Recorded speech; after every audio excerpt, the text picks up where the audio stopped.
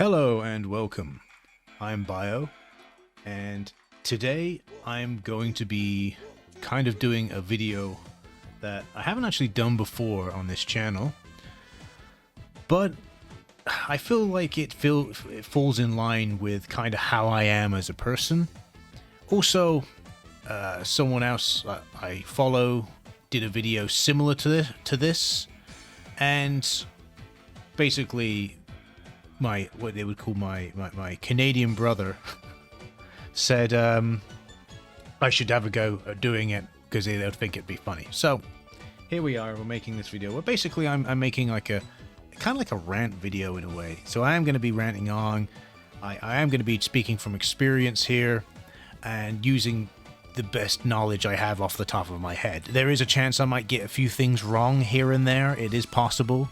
A lot of this is my opinion. I will talk on matters I know about, the best of my ability, but I will also brief you and say that I don't know for certain if I don't know something is certain. So the title of this video is Stop Distancing Yourself from Gaming. Because I didn't know really where to start, and I didn't really want to just do a massive rant about loads and loads of different things. I want to have like a kind of like a theme for each video. So I thought in the first video, the theme would be kind of like my experience and my kind of like woes, and it's all about me. And this is the only video that's going to try and be like this, because when I'm going to be talking about a lot of different subjects and a lot of different things, there can be multiple videos. It's going to be hopefully be some kind of series. The best place to start is with my experience with video games. So you might ask yourself the question of why exactly is the title of the video Stop Distancing Yourself from Gaming? Because that's how I honestly feel at the moment. I myself try to have the best connection I can with gaming, but I do feel that a lot of people, generally speaking, tend to distance themselves from gaming. I do kind of feel like this music is probably not the best choice. I'm playing the Butsubushi soundtrack. Yeah, there we go. It's a bit more like just standard. So yeah, I do feel like I do honestly feel like a lot of people tend to distance themselves from gaming nowadays, and a lot of people don't even like using the term gaming anymore. I'm a gamer, right? You know, because it's kind of an overused term at this point. But the reason why I feel like people are distancing themselves from gaming, well, there's a lot of reasons for it, right? I think it stems from the fact that people just don't like to get too involved nowadays, but that at the same time are willing to give a game a go, waste their money on said game that potentially they may or may not like, and be like, oh well, I didn't like this game, I only played it for like 2 hours, but yeah, I didn't refund it, I didn't take it back. And that's probably one of the main reasons why video game companies tend to get away with a lot of stuff nowadays, is because people distance themselves from gaming, lower their expectations massively, and don't really support innovation the way they should. I'm not saying innovation is gone, I'm just saying they don't support it. The fact that indie gaming studios tend to come up with more innovation than most major video game companies nowadays is really troubling.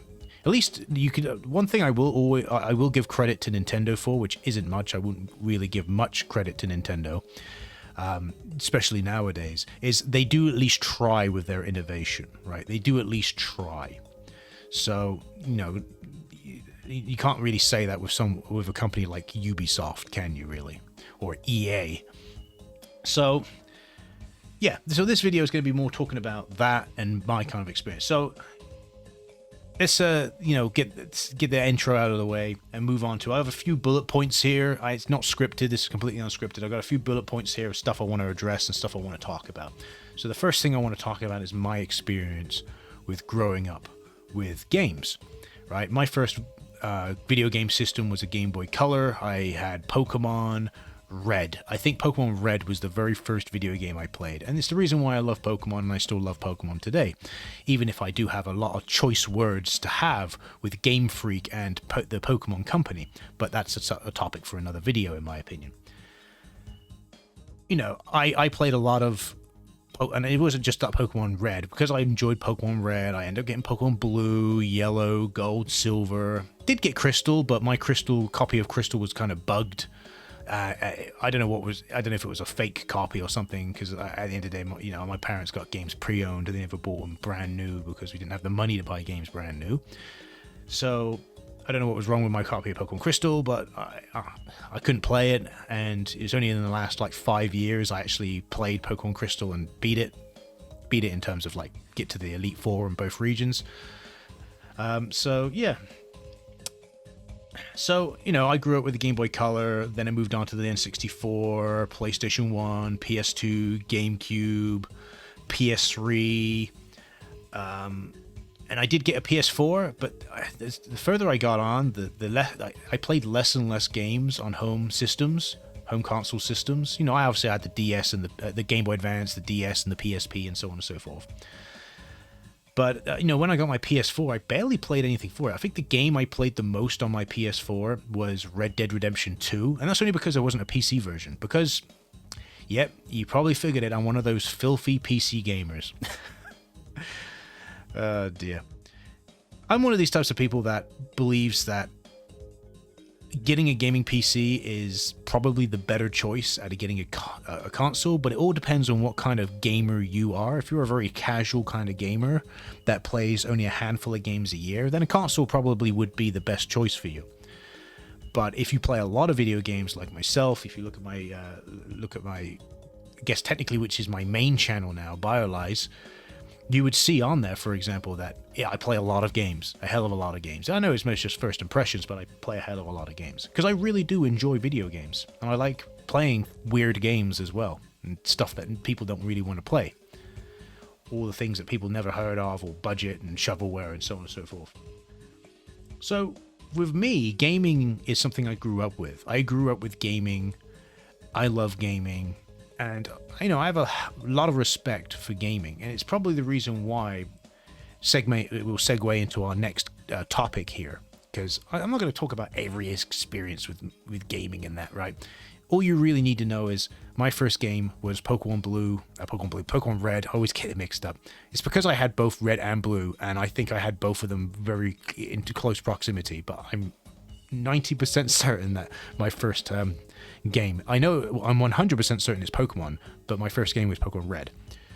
So the reason I say I went about that is because I think it's always good to mention what your first experience was with video games and what got you into video games. But besides that, all you need to know is that I kept up with gaming all throughout my childhood. I'm 30 now and I still play video games. I'm currently playing Cyberpunk 2077. And you may think, oh, that's quite a mainstream game. Yeah, but also it's a game that I am interested in because I like, I was okay with The Witcher. I liked The Witcher 1. Didn't play any of The Witcher 2, and I for some reason I just couldn't beat. I put about 30 hours into The Witcher 3, but just couldn't beat it. I just lost interest, unfortunately. But I'm quite enjoying Cyberpunk. I chose to wait until version 2.0 because I wanted it to actually be a complete-ish game.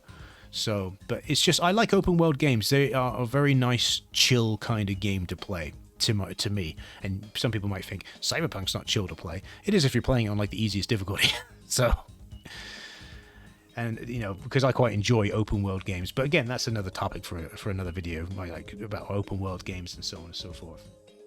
I should be making notes during this of like potential other videos of stuff I want to talk about. But what I was getting to with the previous point is that most people that are probably my age, their best experiences with video games ain't going to be on the PS4. It ain't even probably going to be on the PS3. It's probably going to be earlier than that. And for me, a lot of people are kind of lost in nostalgia. They are incredibly lost in nostalgia. I put my hands up and I can say with all honesty that I too am lost in nostalgia. I can't help it at the end of the day. I look at my best era, in my opinion, was the PlayStation 2. I think it's Gen 6. I think Gen 6. So Gen 6 is PlayStation 2, GameCube, original Xbox. I think the Game Boy Advance falls into that category as well, but technically speaking, you could also argue that the DS falls into that category as well as the PSP, because, PSP is probably more Gen 7, really.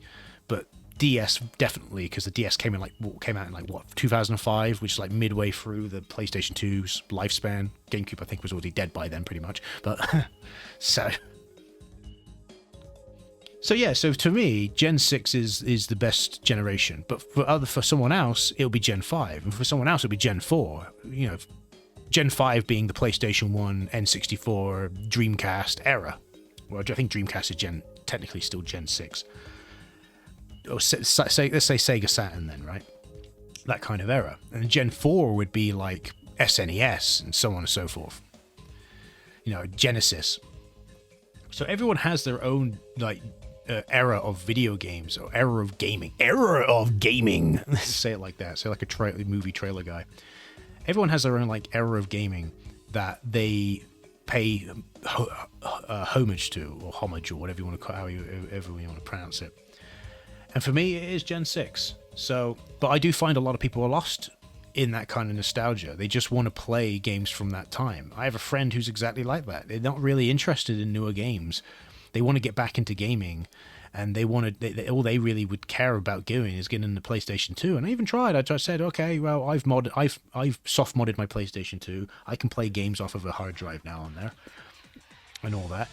You know, it'd be great to I can help sort it out for you. And yeah, you know, it's just like yeah, because he wants to get back into gaming but doesn't really, and it's like okay.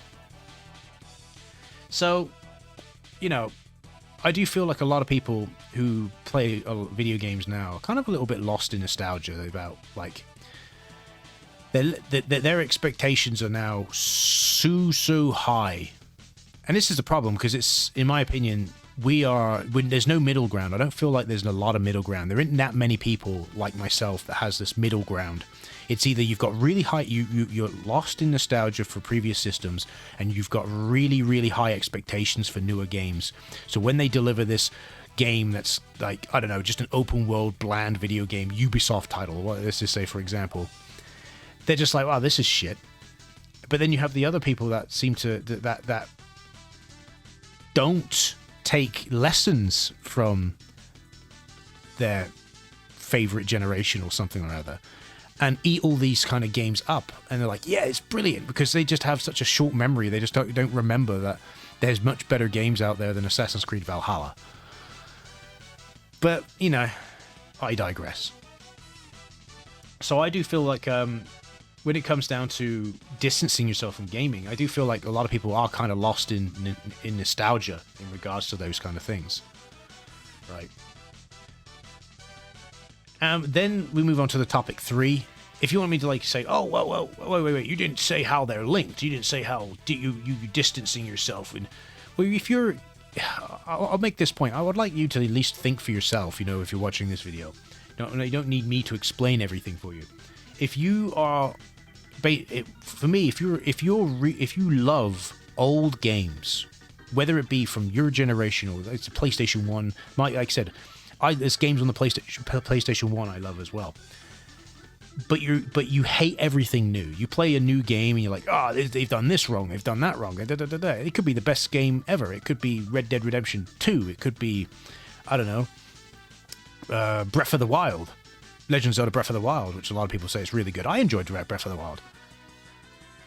That's you distancing yourself. You're not willing to give newer games a chance because they will not give you that same level of satisfaction that playing games of your childhood gave you. So that's the first side of the coin. The second side of the coin is people who only play newer games are not willing to play these older games because, the graphics, this is old. What are you doing? Why are you re-releasing this? Whatever, right? So I would like there to be more people that are in the middle ground. And the middle ground is don't give a free pass to things. Be critical. Think for yourself. And like I said, you know, there's going to be games you play that you like and you don't like. You know, I tried to get back into playing BioShock 2 Remastered, for example, and I just couldn't. I put about 3 hours into the game, and then I stopped playing it. Even though I loved the first BioShock. I just couldn't, you know, I couldn't do it. And then in the end, I ended up watching a full story thing on YouTube because I still wanted to know what the story was, but I just wasn't enjoying myself. And then I'm thinking to myself, I got BioShock Infinite on my Steam library. I want to play that at some point. Am I going to enjoy it? You know, But I'm still going to give it a chance. Still going to give it a fucking chance. Still going to go there and give it a chance. I'm not going to just say no. Same with Borderlands. I played Borderlands a little. I played about 2 hours of Borderlands 1. I couldn't get into it. Just couldn't get into it. You know, for me, I know, for the amount of games I play, I know if I like a game or not within normally about half an hour of playing it. Because to me, it's less about the story, unless you're playing like an RPG, and more about the gameplay. So, but it doesn't mean I'm going to just brush off the rest of the Borderlands series. I'll give Borderlands 2 a go at some point. And if there's integral parts of the story that I'm missing, I'll make sure that I watch those things on YouTube. So that's what I mean when I say, like, distancing yourself. Like, be more open. Be more open about playing different games that you're not familiar with. I'm not a big fan of bullet hells, but I'm willing to give them a go. Found one I actually really liked recently called The Red Star on the PlayStation 2. Didn't even know about the game's existence. From the cover art and from the name of the game and the blurb on the back of the box, you wouldn't even think that it's a kind of bullet hell style game, but it is. It's obviously not as like extreme as most bullet hells, but still. But it's not my type of game.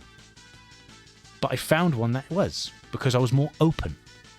And that's what I mean. Like, don't get lost in nostalgia. Now, finally moving on to point 3 after going on to another tangent.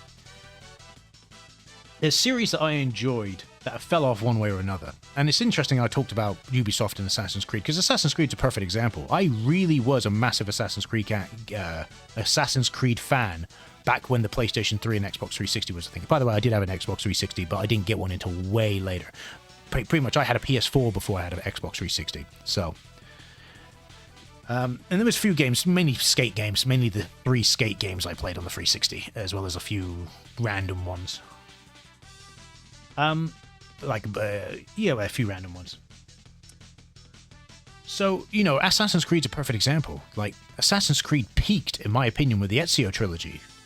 No, Black Flag was a good game. I'm not going to fault that, but Black Flag was not an Assassin's Creed game. I'm sorry, it wasn't. And then you've got games, and then you've got what I call the Forgotten Trilogy. The Forgotten Trilogy. Is it the Forgotten Trilogy? I'm pretty sure, wasn't there after Black Flag, there was 3 more Assassin's Creed games, wasn't there? Before we got to Origins, right? But all in my head I'm thinking is there's Unity and there's Syndicate, but I can't think of if there was another one. I'm not talking about the 4 spin-off things like Rogue, and that Rogue was alright, I didn't mind Rogue. Or let's say the duology. Like, you have Unity. No one remembers Unity. No one remembers Syndicate. Syndicate's from the country. Syndicate was based in the country I'm from. You know, in London, England. You know, I'm not from London, but I know London. And yet, it's still probably, in my opinion, the worst Assassin's Creed game I've played, besides like Liberation or something on the handheld system. But I obviously played the HD version on PC. So yeah, you know, I ended up kind of falling off with Assassin's Creed because I just kept getting sick and tired of them just keep doing the same thing again and again and again. But yet there's people that still really, really, really enjoy those series. And when you try asking them, why do you keep playing them? It's like FIFA, right? I've never been into FIFA, but why do you keep buying the FIFA every year? If you're one of those people that buys FIFA every year, why? Why do you buy it? What's the difference between the new FIFA and... What's the difference between FIFA 2024 and FIFA 2023? I'd love to know. I'd love to know, because I guarantee you, it's very minor things. I'm not saying it's going to be a carbon copy. I'm not going to say it's copy and paste. I'm just saying it's going to be very, very similar. Bloody WWE games have more going on per release than FIFA does, I'd imagine. So there is these series that kind of fell off, and I feel like a lot of people just give them a free pass. You know, there's someone I work with who loves the Assassin's Creed franchise and has played them since the beginning, and they just don't understand. It's like they're like, oh, you didn't like Origin. Oh, you know, I enjoyed Odyssey. Odyssey was okay. I think Origin was just the wrong world and setting. But I couldn't get into Valhalla, because Valhalla was like, this is the one. This is Assassin's Creed 3 all over again. You've picked the wrong setting, the wrong fucking setting for an Assassin's Creed game. Just because people say like Assassin Vikings Just because a bunch of people in a boardroom get together and go, "Oh, Assassin Vikings, that sounds so cool," doesn't mean it makes sense. It doesn't mean that the world is going to be particularly interesting. So for me, it's like, what is going on? So it really annoys me that you got these series that have fell off, that they've just fallen off over the years. You know, for me, the biggest one that's fallen off is 100% Pokemon. Pokemon has fallen off massively. But yet people will defend it tooth and nail. I've been there since the beginning, boy. Just like you, more than likely. Why do you still defend it? I really would like to know. Why do you defend Pokemon? Because this is not just a rant. This is discussion. I'd love someone to put in the comments. Why do you still think that it's acceptable for the Pokemon Company and Game Freak to be releasing games in Pokemon games in the state they're in? Right? We should be getting better games. And don't be going, "Oh, but they did this and this. Oh, they're getting there. They've almost added every Pokemon in the newest games." Don't care. I'm not asking them to release a fucking early access game. No one is fucking asking them to release an early access game. So why are they fucking doing it? Why was Sword and Shield so abysmal? So fucking terrible. I played them. Don't get me wrong. I played them. I didn't buy them from Nintendo. I got them. I played Sword and Shield 2 years after it came out, when I bought it from CEX for like $30. And I thought that I can deal with that because I traded something else in. So it didn't really cost me actual real money, because I traded another game in to get a voucher to then go and buy.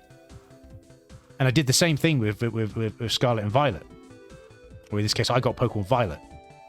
And don't get me wrong, I will put my hand up and say Violet is 100% a better game than Sword and Shield, Scarlet and Violet. But it still is in such a poor state in comparison to where Pokemon should be. But defend it. Keep on defending it.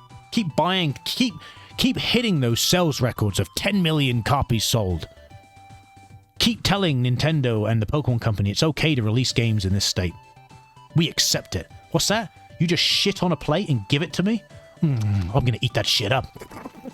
Yes, tasty. Because I'm a Pokemon fanboy. Fuck you. Sorry if I got... Pokemon is something that's very personal to me. It's very personal. It's something I grew up with. Again, it's the very first video game I ever played. It's something very personal. So when I see modern Pokemon games, I get very disappointed. Incredibly disappointed. And I just... It's such a shame.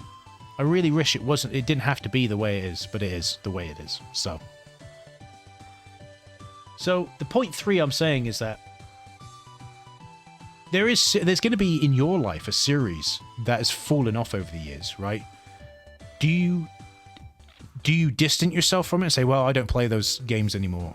Or do you actually go, no, they're actually shit. You know, why are they doing this shit? And actually try and investigate and try and be like, why are they like this? You know, I would love to go on the internet, as I guess I'm doing in this video, and basically call out and say, you're stupid for liking Pokemon nowadays, blah, blah, blah, blah. But I'm not like that. That's not what I'm like. I want to come in here and have a decent discussion. But most people don't want that. Most people don't like decent discussions, pardon me. So, for me, it's stop distancing yourself from something like Pokemon. Stop accepting and going, yes, it's fantastic, because it holds a special place in your heart. Bloody Digimon fans are more critical than you. Dear God, and I, grew up with Digimon as well. More of the Digimon anime than the video games, to be honest. But same could be said with Yu-Gi-Oh! It was more the anime than it was the video games. But with Pokemon, it was the anime and the video games. Be more critical. I just want people to be more critical. Don't distance yourself and say, and just accept things and just be like, nonchalant and just like, yeah, that doesn't matter. At least I'm still getting Pokemon games. No, you should expect better.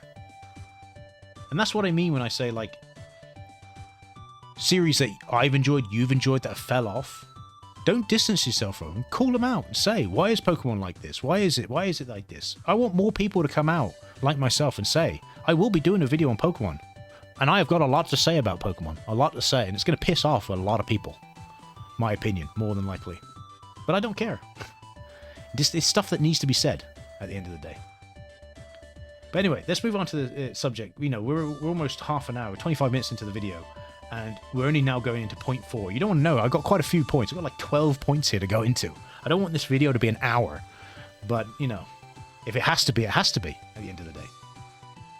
Point 4 is the problem with AAA gaming. This is what I titled the thing in the bullet points. Problem with AAA gaming. Now, what problem you may be thinking, well, okay, how is that with distancing yourself from gaming? Why is it that AAA games are just accepted to be these big, massive, open-world games? Microtransactions of the ass. Loot boxes. Alex Jones. Sorry. I do like doing that voice, though. It's quite funny. Why is it? So for me, I have a big problem with AAA gaming, right? Because I think that people seem to think that AAA gaming is all about the graphics. It's all about how big the game is, and so on and so forth. And I'm like, why? No, why? Why is it now that we have gotten to this point where we hold? There should be no such thing as AAA gaming nowadays. No such thing as AA, single A gaming, whatever you want to call it. Right? It should be just games. It should be just good games, bad games. You know, it shouldn't be on the scale of the game. If a game is 5 hours long, but is one of the best 5 hours I've spent in recent years, even in recent months, I would say that was worth the price. That was worth the price of entry. That was worth my time. That was great. That was fantastic. Over a 100-hour experience game. It's the reason why I didn't finish Persona 4, because I got bored. I'm telling you. I got bored. I could not connect with the characters at all. Couldn't connect with the characters. Then it was the fact that the best part of the game, in my opinion, was the whole battling. There was the battles, but then every battle was harder than it needed to be, I think. But it felt like I was playing like a visual novel. To be honest with you, it felt like I was playing a 3D visual novel, which with RPG elements, and people seem to like that stuff. That's fair enough. But I realized after putting 20 hours into the game that, yeah, I did put that much into it, 20 hours, that I had enough. I was like, nah, I've had enough. I'm not interested anymore. I'll instead of putting another, I'd rather stop at the 20-hour mark than continue playing, right? But why can't we just say with like Persona 4 and say like, it's a great game? You know, don't get me wrong, right? Even if I don't like it, or even if I have issues with it, I can understand why other people like it, right? But why is it that everyone holds Persona 4 on this pedestal and says more games should be like it? No. Persona 4 is its own thing. Persona is its own thing. Let it be its own thing. Let it do Persona 5. And if there's video game studios out there that like Persona enough to be able to be inspired by it to make their own kind of thing similar to it, great. But don't go around saying that every RPG should be like Persona 4. No, it shouldn't. Fuck off. Stop being so selfish. Alright, it's just gone on to something else, hasn't it, really? The problem with AAA gaming. The bottom line is for AAA gaming is that it shouldn't be a thing anymore, in my opinion. You should be distancing yourself from AAA gaming. Don't be just, you make, oh, but you're playing Cyberpunk. Yeah, I got it on discount. I didn't pay full price for it. I got it in discount. And yeah, they've improved a lot over it. You know. But there's plenty of AAA games out there. You know, that's an example of one that's actually, you know, managed to kind of reel it back a bit. Not fully. Some people still have a salty taste in their mouth over it, which is fair enough. I don't blame them for it, really. Especially if they paid full price for it. You know, and I know they did the refunds and all that back in the day. But people need to stop buying into these AAA experiences. A perfect example, I'm releasing this video, right? I'm going to be honest with you. The day before No, heard of that game, right? Everyone thought that was going to be some AAA great game, open world, MMO, whatever, right? Where you go and like collect resources and fight zombies. And I'm like, are you stupid? It's like, why are people getting hyped for this? Just because they said it was going to be a AAA game. That's literally it. Stop holding this AAA on like, do your research and look into the company. Oh, it's a brand new company that made next to no video games. Oh, look, there's all this issues with the management.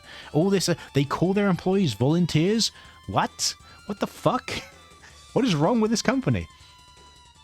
Oh, that's a red flag. That's a red flag. That's a red flag. But no, they just, it's like, stop. What I'm saying is just stop holding AAA gaming on this like pedestal. Stop holding it up high above everything else and saying that, you know, oh, I only play AAA games or something like that. Just stop. It's not all about the graphics. It's not all about the scope and how big the game is. It's about the experience and how enjoyable it is to play for you. That's why that kind of terminology should not even be used. So stop.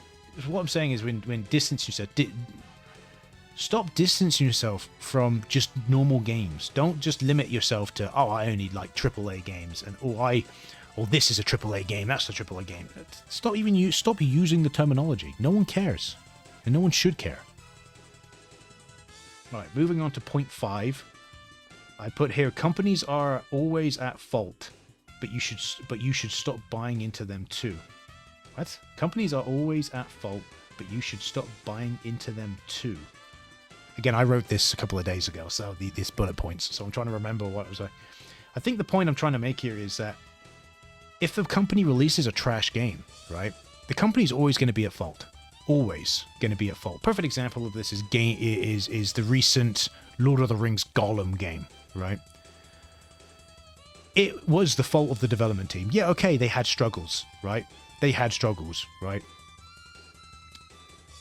But it's their fault the game got released the way it is. But I'm not saying it's exclusively their fault. It's also the fault of the publisher. It's also the fault of the licensor of the Lord of the Rings IP. It's the fault of everyone involved. Everyone involved with the Lord of the Rings project, if is at fault with the reason why it came out the way it did. Same could be said for the Walking Dead Destinies. The same could be said for Skull Island: Rise of Kong. The companies are always at fault when it comes to their games. Don't be defending it just for the sake of it. I've seen people actually defending games like the Walking Dead Destinies, and I'm like, why are you defending it? Stop I can understand having a positive attitude towards it, but stop defending it. It's unnecessary to be defending it to the level that you are, right? Right? I got a video on my I guess it is my main channel now, BioLies, because where I played the Walking Dead Destinies, and I actually had mixed feelings on it because it had cool concepts, it had some cool ideas in there, but it was poorly executed. That, and also it looked like a PlayStation 2 game. Oh, but Bio, you just said graphics don't matter. Yes, they don't matter. But if your game very much looks like a budget game and you're releasing it for 60 fucking bucks, damn fucking straight I'm gonna call you out on the graphics, cunt. That's just a matter of fact. If they released that Walking Dead Destinies game for 15 bucks, I would have given it the same critical take, but I would have gone, oh, it's 15 bucks. You can excuse the graphics being the way they are. It's 15 bucks. It's not like it was stylized that way. Because you can't argue, you can't get away with saying, oh, it's stylized that way. No, it's not. Fuck off. Stop giving just random excuses that you think make sense. They don't. Right? You want style? Go play some of these like indie PlayStation 1 inspired platformers. Go play anything by Ciactro. Go play anything by Ciactro. Right? And you'll see that, oh, but it looks like a PlayStation 1 game. Yeah, exactly. That's the style. It's stylistic. You think I don't know the difference? You should know the difference. Learn it. The difference between good graphics and bad graphics. Deary me. So what the point is that stop distancing yourself from knowledge, from research. Go and look at companies. and look into the research. Research the company. If there's a game that looks like the day before, if it looks like a game that's up your alley, go and do the research. Go research. Go and have a look. Go and be like, oh, I like the look of this game, but oh, I've never heard of this company before. I'll go and have a look. Same applies to everything, right? Same applies to everything. I'll give you an example. It applies to anime. It applies to anime in the anime industry. Because I mean, I like anime, right? I can tell whether or not an anime is going to be good in terms of the animation department based on the studio that's doing it. So, for example, I'll give you a perfect example. It's one that's been done to death, but it's the perfect example. One Punch Man Season 2. When they announced the studio being JC Staff for One Punch Man Season 2, I knew the quality difference between Madhouse, who did the first season, and JC Staff was leaps and bounds. I've seen some JC Staff anime, and I knew, I was like, I didn't call them out and say it's going to be shit. I said, this is going to be a struggle for them. This is a very, very, very highly detailed art style by Murata, Yusuke Murata. Very detailed art style. This is going to be a struggle for them to pull it off. But if they do pull it off, great. And guess what? They couldn't pull it off. They didn't. They didn't pull it off. They fumbled it. But I knew they would. I knew. I was like, if they managed to pull it off, great. But from what I've seen with JC Staff, I didn't have much faith in them.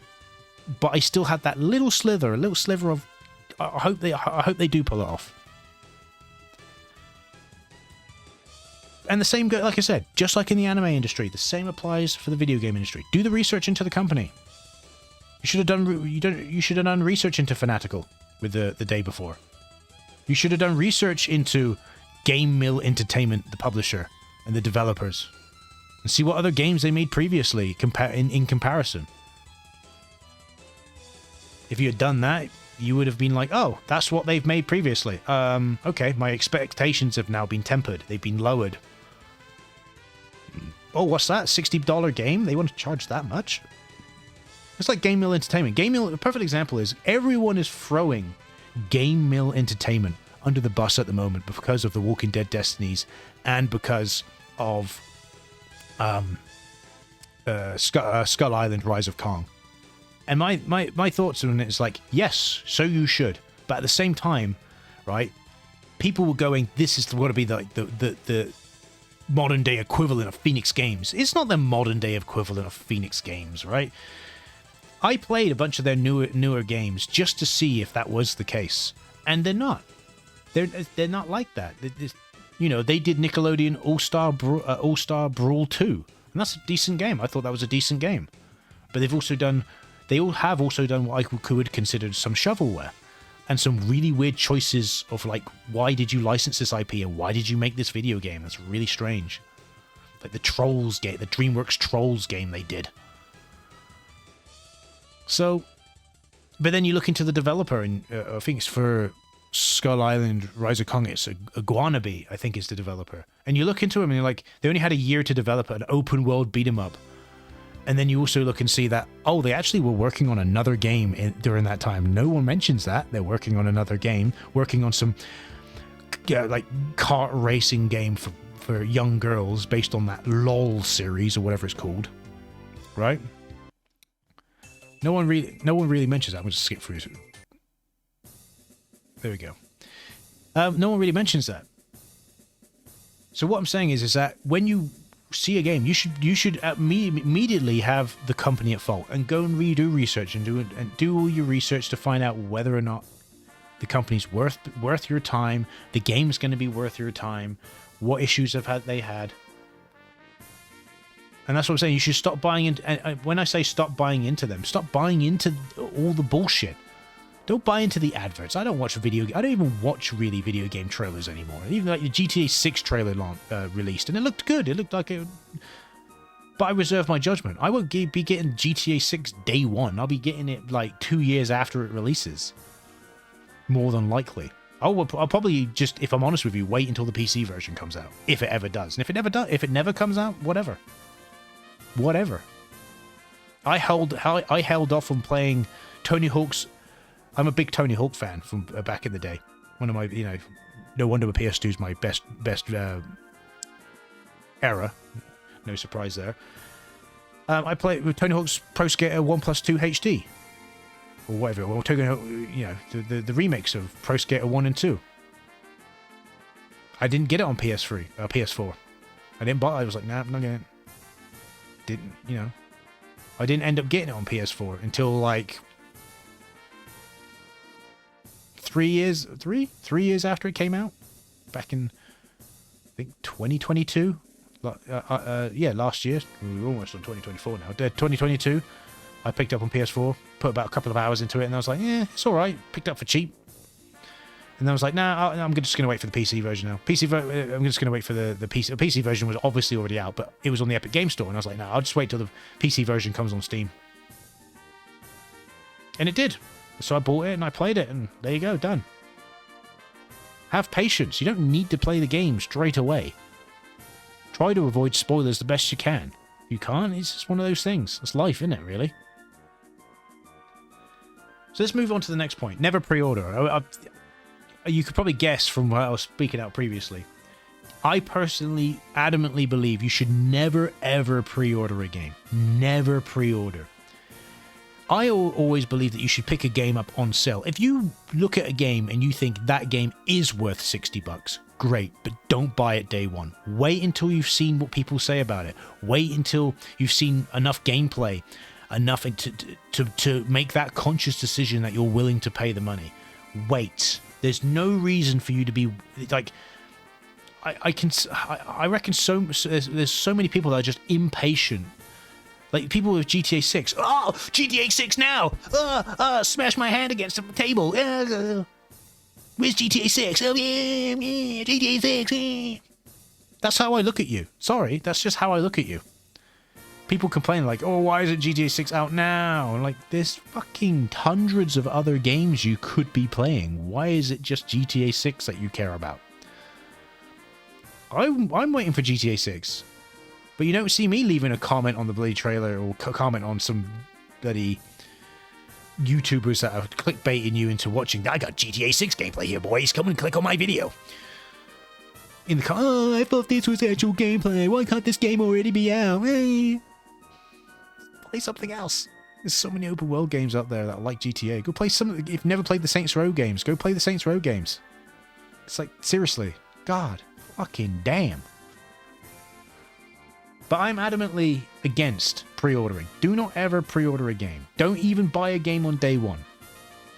And this segues into my next point, which is do research before purchase. I can't stress this enough. Do research before purchase. Yeah? This is what I mean when I say distance yourself, right?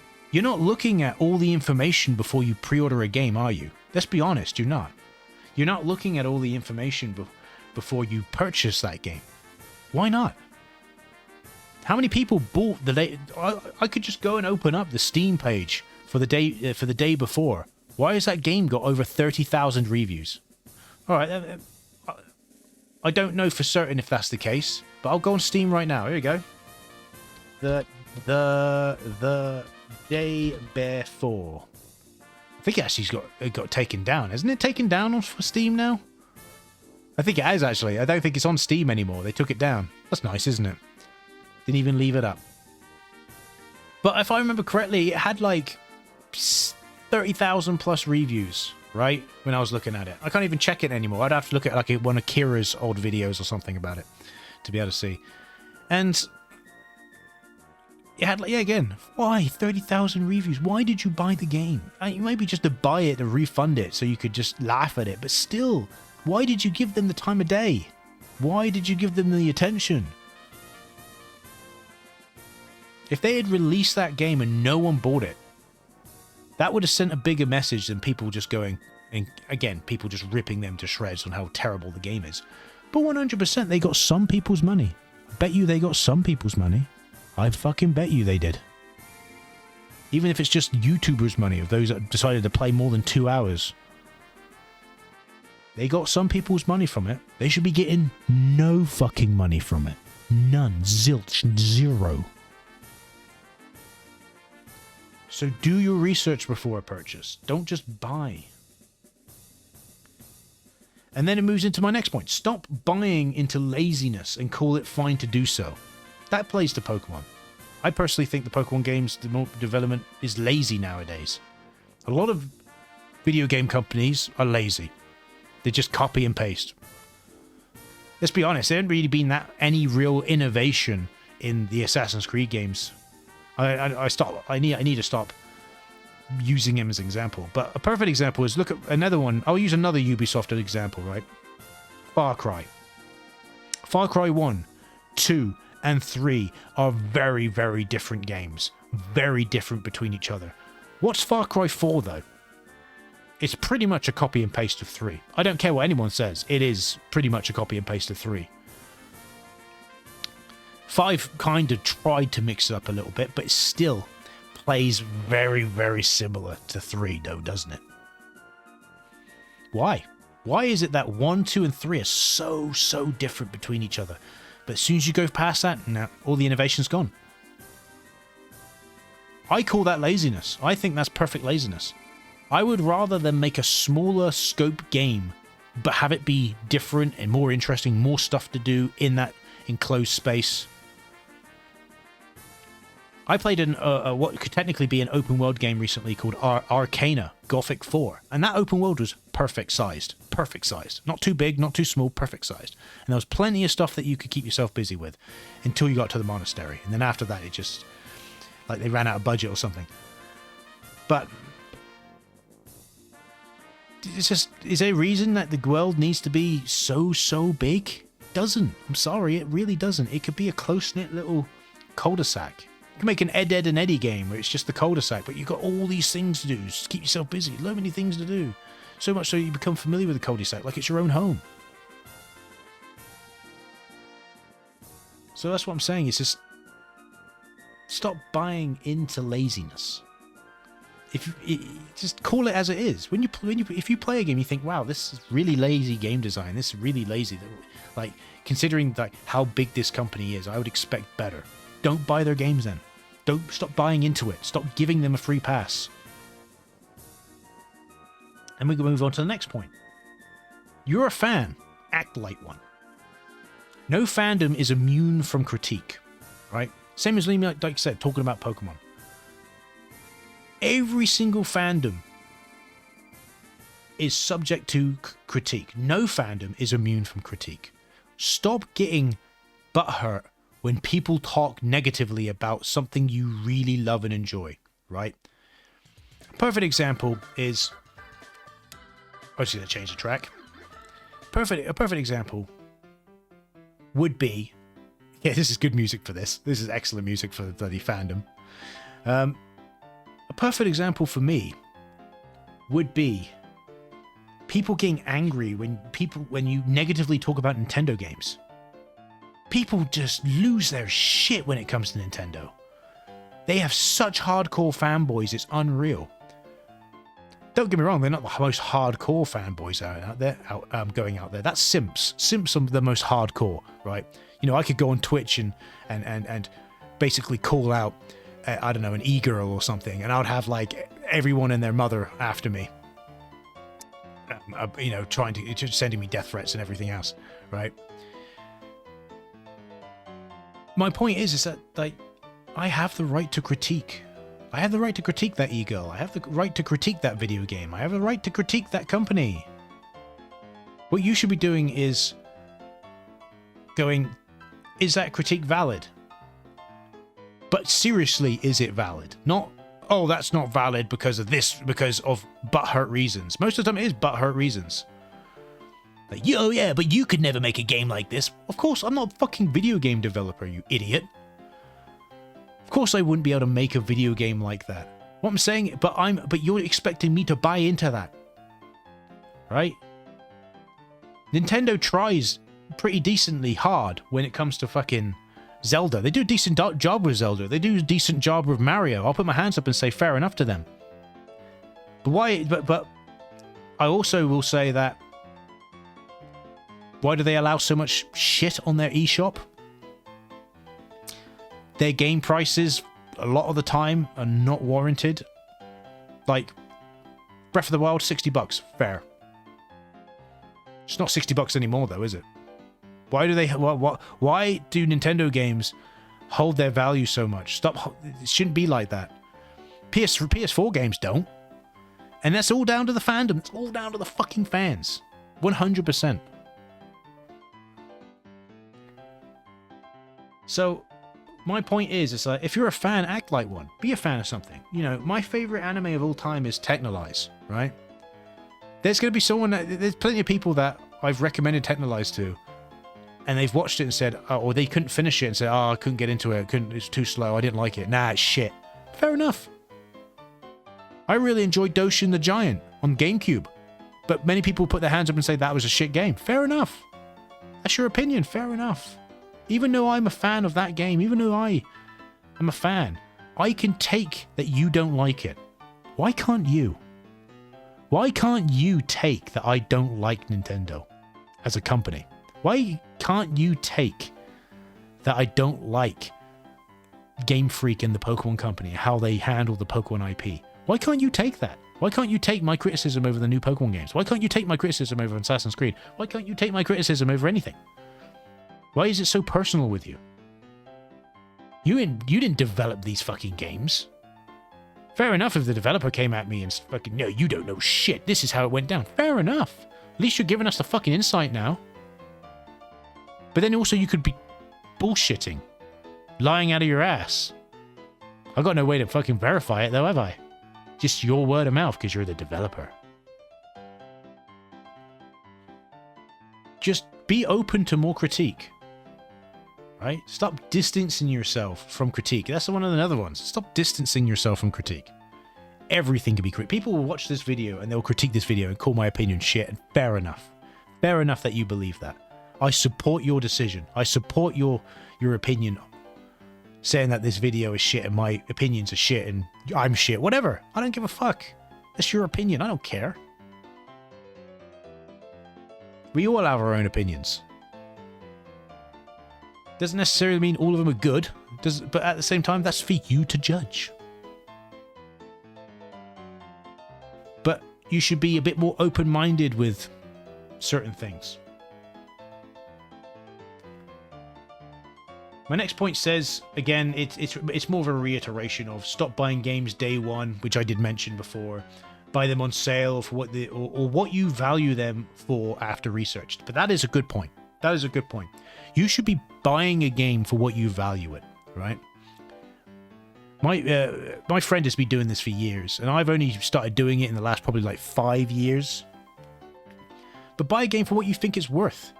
I bought, so it's, as of me recording this video, it's the Steam Summer Sale, so I can actually do this.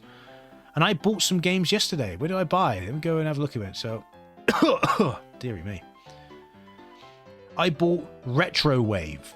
I bought Rustler, Grand Theft Horse. I bought Roundabout. Right. And Roundabout was like, what, £1 something? That was worth the price of entry for that game. Definitely. The game's original price is $6.99. Would I pay that? Probably not, but £1.74? Great, that's good value. Rustler.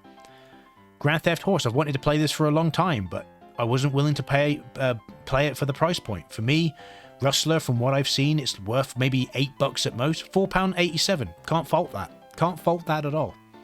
And Retro Wave is cheap anyway, but I even got it for 89 pence. Literally $1. Can't fault that.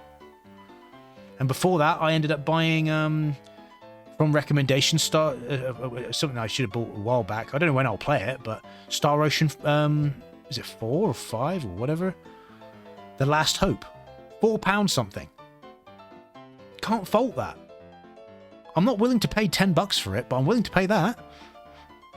And that's what you should be doing too. You should, when a new game comes out, say to yourself, I'm willing to pay, from what I've seen of the game, do the research and then set yourself a price point of what you're willing to pay, right? Set yourself a price point. I'm a big Yakuza fan. I love the Yakuza games. I can understand if people don't like them and if people critique them, fair enough. But I'm a big Yakuza fan. But I'm not, I bought Judgment and Lost Judgment. I'm finished Judgment, but I'm going to play Lost Judgment later this year, hopefully. in 2024, basically. And then eventually I'll get onto Like a Dragon Ishin and or Like a Dragon Gaiden, but I'm not paying what the price they want at the moment for them, because I don't think they're worth that. I think Like a Dragon Ishin, I know it's a remake, but considering it is basically an old game being re-released, but obviously being remade, I think it's worth no more than $20. Once I see it on sale for $20, I'll buy it straight away. I won't, even if I'm not going to play it for another couple of months or another year. I'll buy it. I don't care, because I'm willing to support them for that amount. Like a Dragon Gaiden, I could probably say $30. For me, most games are worth about $30, no more than that. That's just me, though. But I feel like that I'm not the only person that feels that way. So what I'm saying is that, do you really need to buy a game day one? Probably not. You probably don't. You could probably get away with not buying it day one. And that segues into the next point. Vote with your wallet. That's another one. If you don't like a video game industry doing something, don't buy their stuff. Vote with your wallet. Don't buy into it. Yeah, I shouldn't have to say any more than that. It segues from the point previously. You can vote with your wallet. You don't have to buy.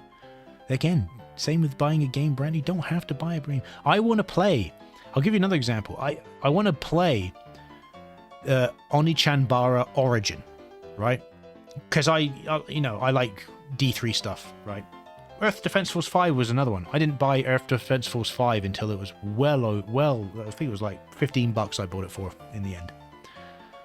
Something like that, or $20. No, I think it was $20 I bought it for, because that was what it was worth that for me. $20. Onichanbara Origin is worth $10 to me. I'm going to be waiting a long time before it's on sale for $10 or less. So, we're going to be waiting a long time. Samurai Maiden. I'm going to be waiting a long time on that one being less than $10. It is what it is. Mainly, because I want to play them mainly to kind of like have a laugh more than anything.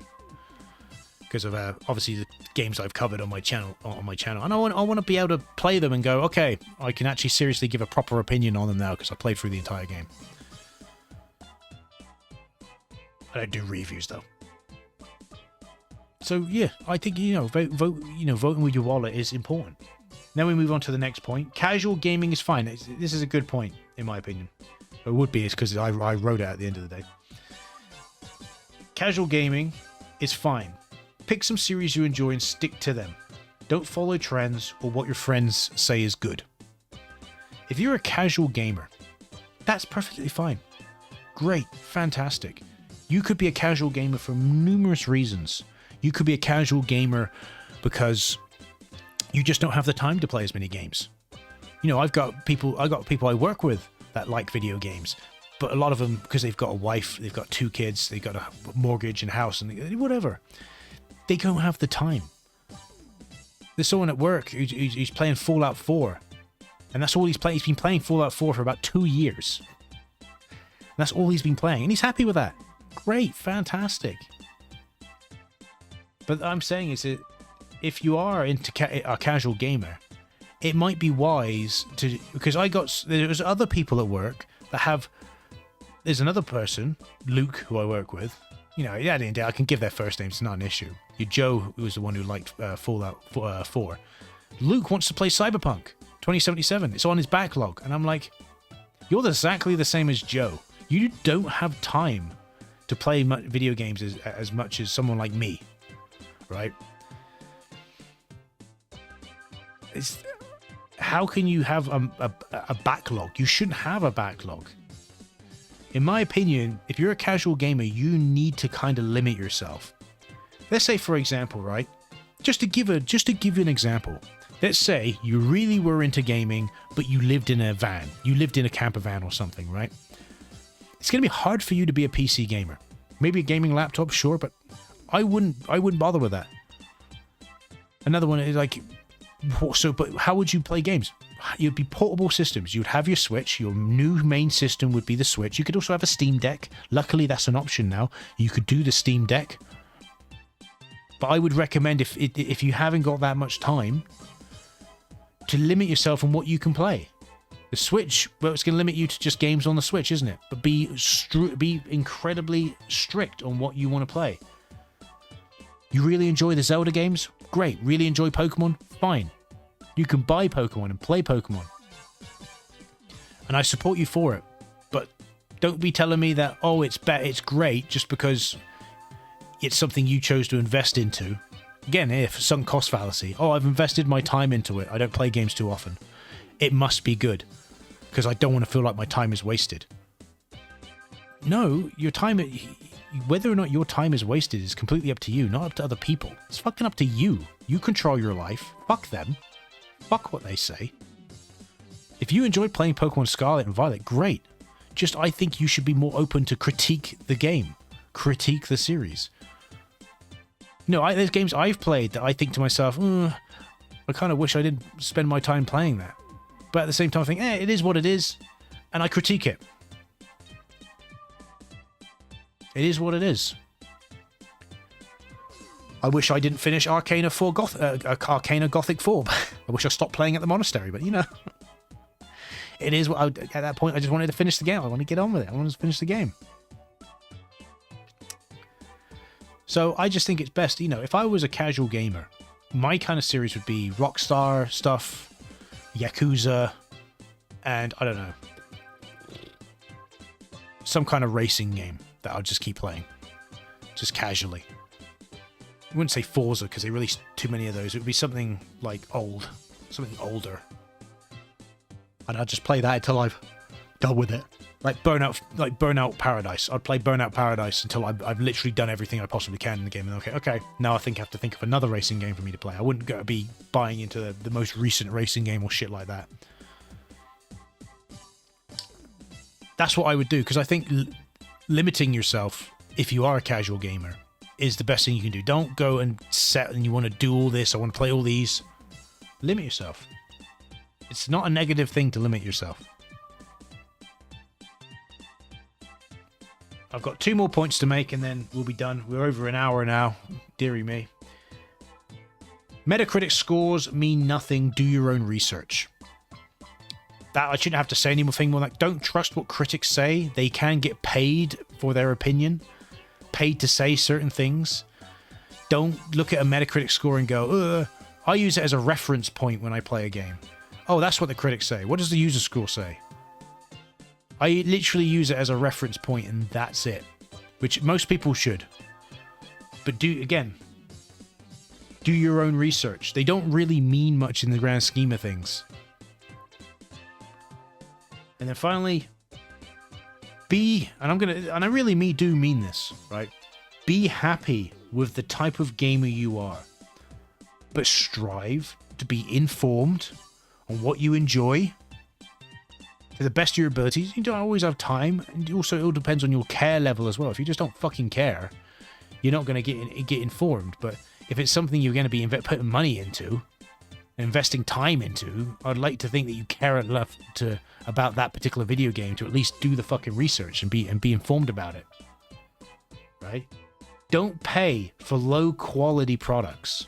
Don't go and buy the day before just to do a video on YouTube of it. Of you shitting on the game. Just not worth your time. But I need the clicks and the money. Go play Lethal Company. That's a good game. And it's like £8. It's nothing. I want you to reconnect with gaming and enjoy your passion on a greater level. Right? And that's what I mean when I say stop distancing yourself from gaming. I know I probably said it in a more roundabout way than it needed to be. But that's what I truly believe. Right? Go and stop distancing yourself from video games. Do your research, become more involved in the games that you enjoy. But also, be open to critique them. I feel like so many people are so distant. They put games, they distance themselves from games and gaming, and so on and so forth. And whether they do it purposely or unconsciously, it can be one or the other. I just want I want people to reconnect with your gaming, enjoy your passion on a greater level, and just, you know, enjoy yourself. But at the same time, again, be open. Be open to other experiences. Be open to critique. Be open to things. Anyway, I've talked long enough. It's over an hour. My throat hurts from the amount of talking. I don't talk loads and loads. That's why you only ever see me stream on BioLives for about 3 hours at most, or else I just throat's fucking going. Maybe I should have a drink or something next to me. This has been a public service announcement brought to you by BioBlame, the bloke who blames the most. I've been Bio. Thanks for watching, and I'll see you in the next video. Goodbye.